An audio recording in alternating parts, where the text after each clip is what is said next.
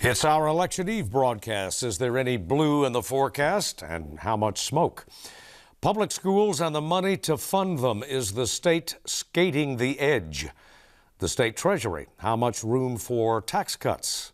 And a farewell to a man who helped make this network and Arkansas a better place. Arkansas Week in a moment. Arkansas Week is made possible in part by the Arkansas Times, keeping you informed by covering people, events, and politics in Arkansas. By FM 89, KUAR in Little Rock, with in-depth news reporting, analysis, and discussion each weekday.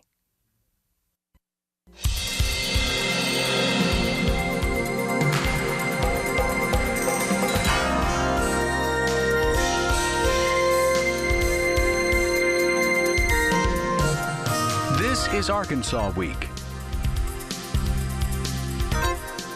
Hello again, everyone. Thanks for joining us for Arkansas Week. Election Day is just hours away, but perhaps the most compelling campaign in Arkansas at the moment involves not a candidate, but cannabis. That's where we'll begin tonight. Benji Hardy joins us from Arkansas Times, where he's a reporter. Steve Bronner, an independent journalist, and Lance Turner, reporter and editor at Arkansas Business. And thanks to all for coming in. As we tape this broadcast at mid-morning Friday, the Arkansas Supreme Court, a U.S. District Court is hearing arguments in what might be called the great marijuana dialogue, or dynamic anyway, of 2016.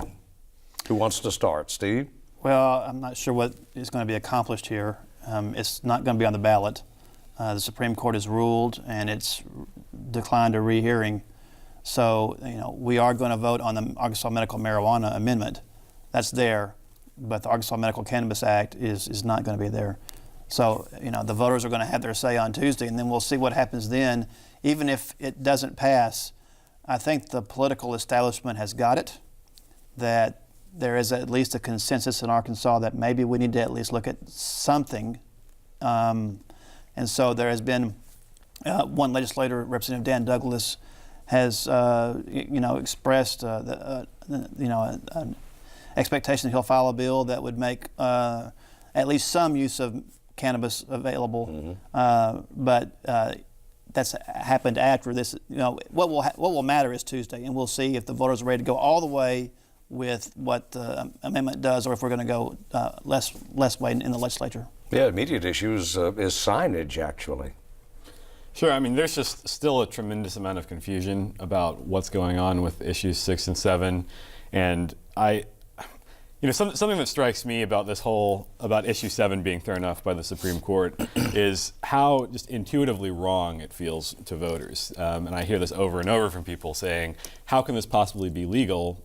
I cast my ballot. I voted no on 6, yes on 7. I would have done it differently if I'd known that 7 wouldn't be a possibility. How can this possibly be legal? And, of course, the answer comes down to a lot of questions about what legal is, and the way that state laws are different than federal laws. And once the Arkansas Supreme Court weighs in on this topic, there's really not much more that we can do about it, since this is fundamentally a state issue. But just on this emotional level, especially in this political climate right now, in which people feel so disenfranchised and there's so much anger and uncertainty out there, to have this wrench thrown into the system of direct democracy. I think it's just interesting to watch the reactions to that and the level of emotion that it engenders. Yeah.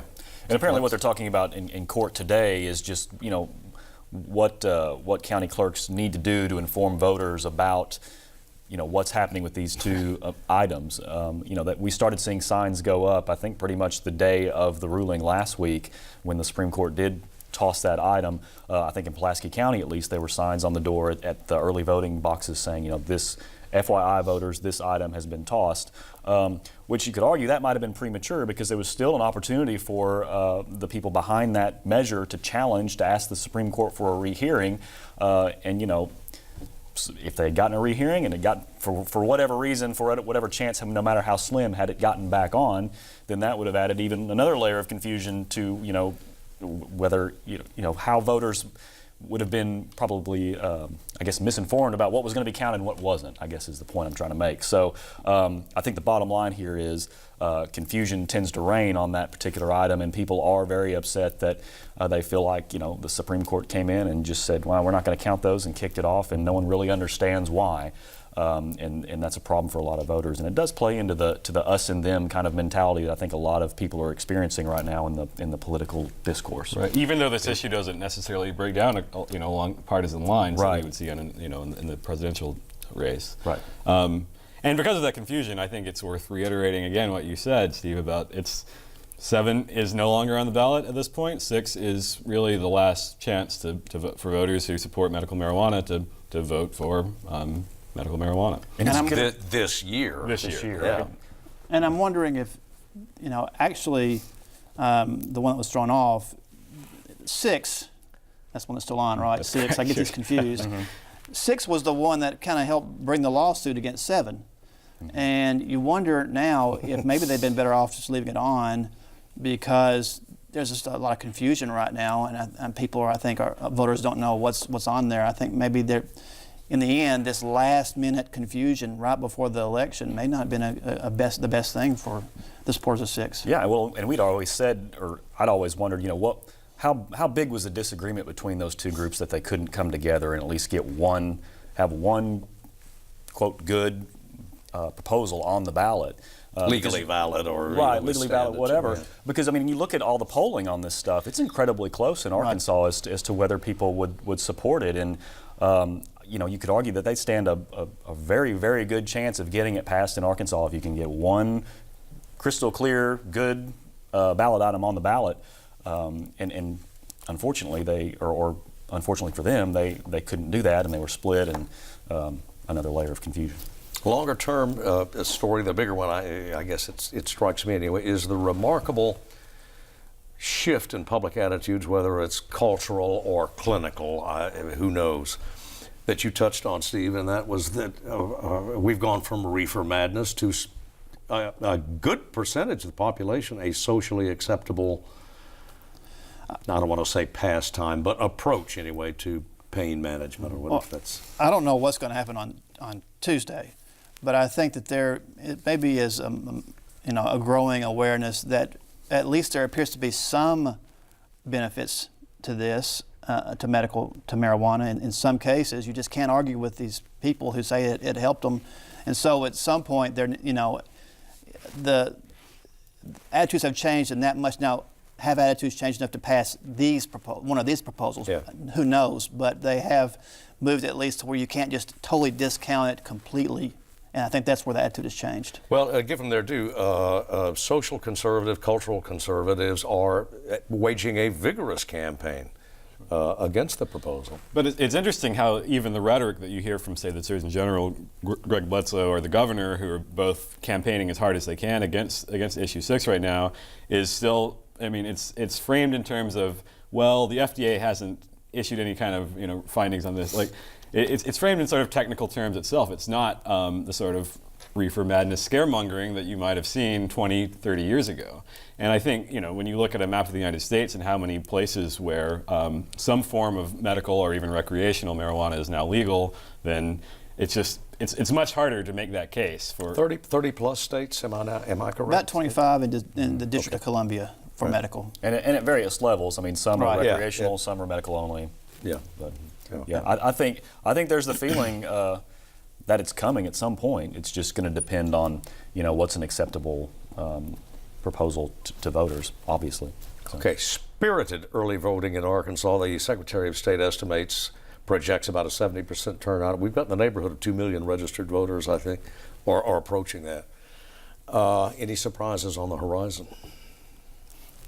I don't see what we could be surprised about. In Arkansas, it's going to be Trump. It's going to be, Senator Bozeman will carry Arkansas. We had a recent poll this week, Arkansas poll, which showed that Senator Bozeman has not reached even 50% support when you count all voters. But he's there. He's very close. And the medical marijuana is close. Who knows what the other 3 initiatives are going to be? And otherwise, we don't have a whole lot to vote on statewide. Benji, red year? Well, no doubt. The Arkansas poll, out of the U of A is great. I mean, in 2014, they predicted the magnitude of the Republican wave that year in a way that I think a lot of other polling didn't. So I think you can place a lot of confidence in their results, or at least I do. I think there is still some interest in some of the down ballot races at the legislative level. County too, yeah. Certainly, yeah. I mean, and it perhaps it's some wishful thinking on some of our parts, but it's an interesting issue about, are there some districts in suburban areas where you might see some Republican voters who are better educated, because I mean that's the demographic that tends to be more leery of Trump, is people with college degrees, including some Republicans. Well, I mean, could that break in favor of a Democratic candidate in a race or two for the State House where you have the right demographic mix in, say, Maumelle or parts of Northwest Arkansas? Perhaps not, but it's still, I mean, worth considering. Yeah. Lance? It's a red year. I mean, that's all I tend to derive from all of that, is that we remain solidly Republican, and we kind of fit with the rest of the Midwestern states, and I think the results are going to bear that out. It has been interesting, the early voting, the fervor behind that, and I think it's because you got a lot of passionate people. I mean, this has been a long, passionate race particularly on the national level, and I think there's elements of people, number one, ready to make their voice heard, and so they're getting out there early, and then I think there's also an element of people ready to get it over with and just go out there and vote and be done with it and move on. And so I think there's a substantial element there. Interesting story in Friday morning's New York Times, which told us what we probably already knew, and I wonder if you guys have had the same experience out talking to voters, business community, wherever. There is less excitement about this election, less anticipation, than absolute utter exhaustion on the part of Mr. and Mrs. Arkansas. They want it over with. Yeah, I think that's, you pick it up from everyone you talk to. I mean, pretty much early voting, the line I was in, that was tended to be the mentality at my little polling place, was just ready to do it and get it done. And so I think people have had their fill of this election cycle. Well, as Time Story points out too, it's not just the campaign. They're pretty fed up with governance. There's a broad revulsion, anyway, against business as usual, which Mr. Trump took advantage of. Right. Easily. Yeah, and continues to. I mean, I think there's always been left and right, which has been pretty pronounced, but I think even more so there's the upper levels of folks in society versus perhaps the quote lower levels of folks in society, and people who feel like government isn't doing it for them, and they come from all walks of the political spectrum, and Democrats and Republicans, completely. And I think that may be the dominant tone, ahead in elections ahead, is less left and right, and maybe more, in terms of class, I suppose. But just to add a little note of positivity to all this, mirthless year. I voted. Provide already. some, please. Yeah, I voted. It was every machine was full. Everybody seemed to be in a decent, okay mood. My daughter voted with me. My other daughter voted with my wife. Afterwards, we walked out, and a family was taking a picture with a cell phone of their son in front of the place. Everybody was smiling. The attitude. Obviously, this was his first time to vote. There was supposed to be all this. If there's going to be violence, half of us have already voted, and there's been nothing anywhere. So far, the American political system, even though the choices weren't so great this year, we're still having a peaceful process so far. Now, who knows what's going to happen on Tuesday and Wednesday, but so far we are still voting, and we still have a democracy. Left, right, red, blue, bring it up, because it manifested itself, Benji, in what to my way of thinking was one of the biggest stories this week, and that is in the General Assembly, or the committees of the General Assembly, arriving at school funding. There was a partisan divide for at least some of the time before a coming together, if you will. Certainly, a partial coming together, I suppose. Education funding, the cornerstone of the state budget, and maybe back up just a little to talk about why this is so important in terms of the state budget. For one thing, it's over half of the money that the state has to spend goes towards public schools. But also, I mean, school funding is treated differently than other sorts of priorities in the state budget. According to the Supreme Court, the state Supreme Court that is, the legislature has to meet those needs first when it comes to public schools before it does anything else to provide an adequate education. Well, the question is then how you arrive at what needs really are, what adequate really means, and so that's when we have this process that occurs once every 2 years, where the legislature, largely through their staffers at the Bureau of Legislative Research, come up with a report that says, here's what the average school needs based on our extensive research, our survey of schools, our calculations about teacher salaries and whatnot, what schools need for everything from maintenance and operations to paying custodians. So they come up with the recommendations in advance of the legislative session, and that helps to shape the sort of contours of the budget. Well, this year they did not come up with recommendations, at least when, on the schedule that everybody expected. And on Monday, as you said, there was a party line vote in the Joint Education Committee in which Democrats rejected the proposal that was on the table that would have raised the education budget by a small percentage. And on Wednesday, the Senate Education Committee met separately from the House and did pass out some recommendations that amount to about a $45 million increase each year of the biennium in fiscal year 2018 and 2019.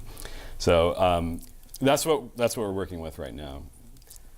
There is some concern that I've picked up among some school observers, I'll put it that way, school observers, that the state is skating very near the edge of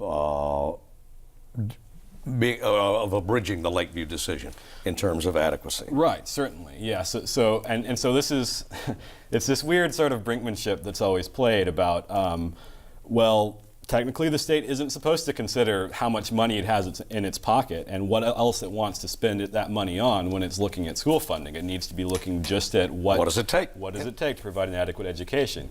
Well, obviously there's always, people being people, there's, are aware of those budget constraints, considerations, and this year tax cuts are on people's minds. So the fact that the governor and many legislators want another tax cut in 2017 is going to shape some of that decision making, whether they'll acknowledge it or not. In fact, they can't acknowledge it without potentially running afoul of Lakeview.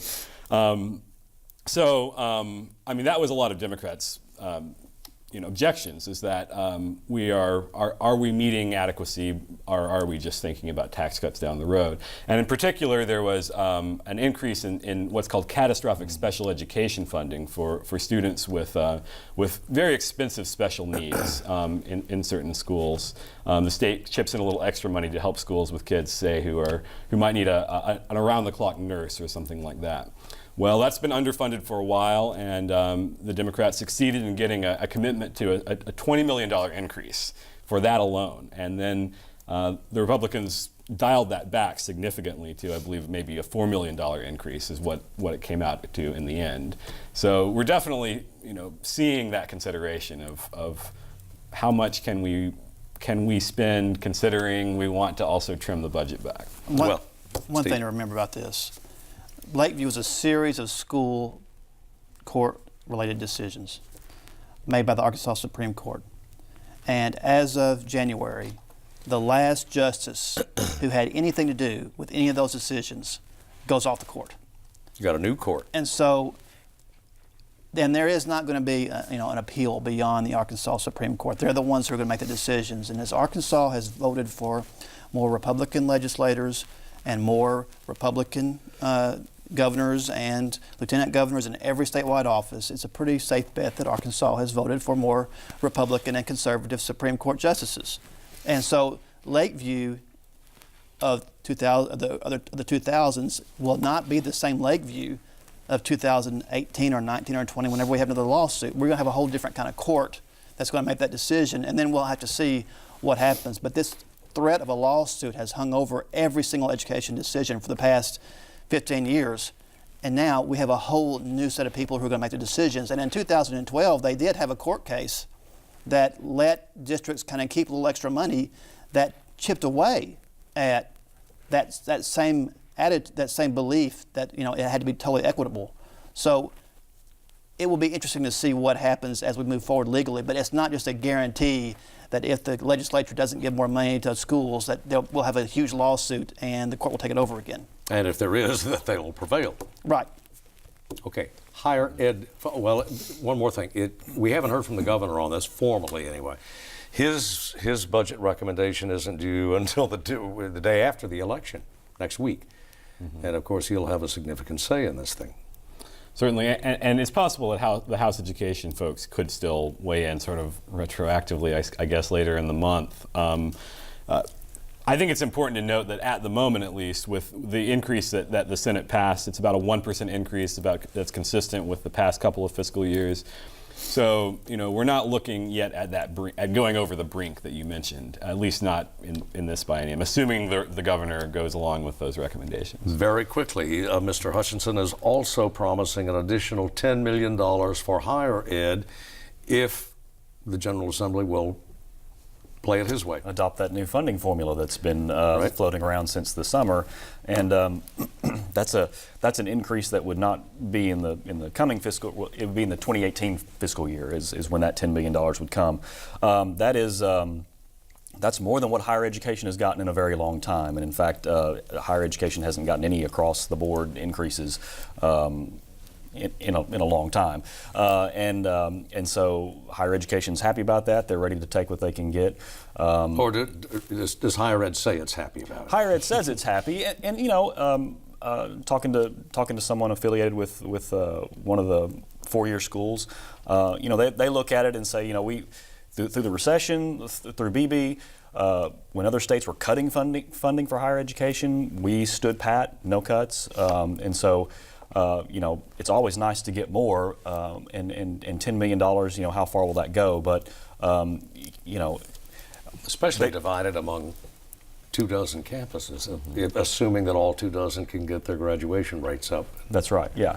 So, they're supportive of the formula, they say, and they're supportive of happy to get the $10 million boost because it's more than zero. So it's been surprising the lack of fight on this because the formula is a pretty significant change. Mm-hmm. It will basically take funding from based entirely on enrollment, how many people you have in seats, and make it based also on how many degrees you have, how many degrees you award, how many math and STEM related degrees you reward, which students are coming to your class. You get extra points if they are from at-risk populations. So it's a change, and when you have change, you have winners and losers. And these universities and colleges know that, by golly, I could be a loser in this, but they have kind of seemed to have gone with it, and it seems to be because they think that maybe this is a better way to do it, even though it's a little bit risky. Some numbers to report. Let's start with the state, Lance. That's right. So looking at revenue numbers. Yeah. First, October, $530 million. That's a record for October. That's the first time in fiscal 2017 that we've had collections exceed forecasts. So that's good news. We've been kind of lagging behind our forecast for the last few months. And so that makes the people who would advocate for tax cuts in the coming legislative session, that gives them a little bit of a confidence heading into that. And we'll see what the number is. Obviously, the governor's talked about a $50 million tax cut. He believes that could happen. They're going to continue to watch those numbers to see whether they think they can afford it. We've had bigger numbers thrown out here in recent weeks as well. Well, I note also that gross for the year is down 0.8%. We're about 17 million under projections, under forecast. Mm-hmm. Yeah, so it's early in the. Right, it's dicey. I think the consumer spending end of things remains a little unpredictable for the budgeters and for legislators as well. They acknowledge that that's a number that's going to be probably fluctuating for a bit. Although we've seen some consumer sentiment numbers that indicate maybe Arkansas consumers are ready to spend a little bigger in the coming months. So, but I think they all recognize that conservative budgeting is the way to go, even as they would like to deliver more tax cuts. So. And some national numbers too. Mm-hmm. Yeah, good, pretty decent unemployment report. The last unemployment report we'll get before Tuesday's election.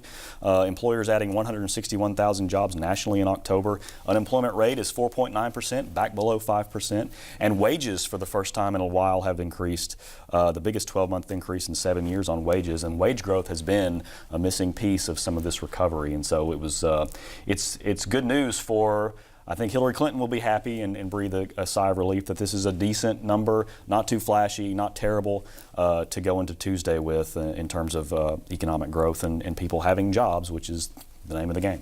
I assume they emailed that to her somewhere. Yeah, okay, yeah. Absolutely. What about Christmas? We've got, it's right around the corner. How important, Lance, can Christmas retail be? Is it overstated? We always talk about it this time every year. No, I don't think it's overstated. I mean, that's the time of the year that retailers bank on. That's where they make their big money. And so, you're about to see, again, every year, we say it every year, but retailers getting more and more aggressive. Walmart will get more aggressive with deals. The big elephant in the room, of course, is Amazon online. They're trying to even remake how Black Friday works. They're starting Black Friday deals. I believe they started them this month online to really gin up the excitement and get people more and more buying Christmas products or holiday products online. And so it's going to continue to be a big fight, and it's an important time of the year for sure for most retailers. Guys, thanks to you for coming in, all of you. Likely you know by now that earlier this week we lost a boss and a friend. Much more than that, a family lost a husband, a father, a grandfather. Alan Weatherly joined the Arkansas Educational Television Network almost a quarter century ago, and for the past 16 years was its executive director. He worked tirelessly to keep AETN current in technology, in programming. He loved Arkansas with a passion and was never happier than when he could commission a new documentary about some aspect of its incredible history or put together a panel discussion so Arkansans could learn more about the issues that affect them. He was a large man, Alan Weatherly, and most of him was heart. But his was a damaged heart, and his doctors could do only so much before finally his heart surrendered. And now our hearts are heavy.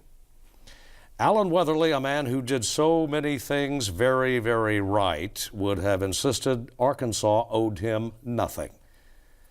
He would have been very, very wrong.